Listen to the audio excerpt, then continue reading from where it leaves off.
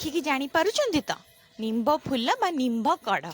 ଆରେ ହଁ ହଁ, ଏଇ ଟାଇମ୍ରେ ଏଇଟା ମିଳେନି, ଏଇଟା ମିଳେ ଖରା ଦିନରେ। ହେଲେ ଆମକୁ ସବୁବେଳେ ଖାଇବା ପାଇଁ ମାନେ ବର୍ଷ ସାରା ଖାଇବା ପାଇଁ ମାମା ଆକୁ ନା ଶୁଖେଇକି ରଖିଦେଇଥାଏ। ତ ଯେତେବେଳେ ଆମର ମନ ହେବ ସେତେବେଳେ ଆମେ ଖାଇପାରିବା।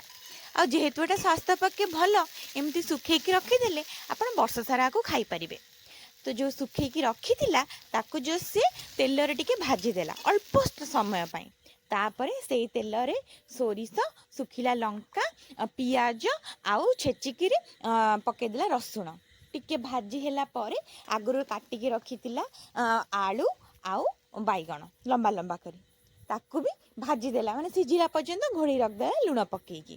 ତାପରେ ଲାଷ୍ଟରେ ଏଇ ଯେଉଁ ନିମ୍ବ କଢ଼ ଭଜା ହେଇଥିଲା ତାକୁ ପକେଇଦେଲା। ତାପରେ ପକେଇଦେଲା ଆପଣଙ୍କର ବଡ଼ି। ହେଇଗଲା ଆପଣଙ୍କ ନିମ୍ବ ଫୁଲର ଭଜା। କରିକି ଖାଆନ୍ତୁ, ବର୍ଷ ସାରା ରଖନ୍ତୁ ଏମିତି ଯେମିତି ମୁଁ ପ୍ରକ୍ରିୟାରେ କହିଲି। ଖରାରେ ଶୁଖେଇକି ରଖିଦେବେ ଡବାରେ ବନ୍ଦ କରିକି, ତାପରେ ଏମିତି ଖାଇପାରିବେ ବର୍ଷ ସାରା ନିମ୍ବ ଫୁଲର ଭଜା। ତ ଜଣେଇବେ ନିଶ୍ଚୟ ଆପଣଙ୍କୁ କେମିତି ଲାଗିଲା।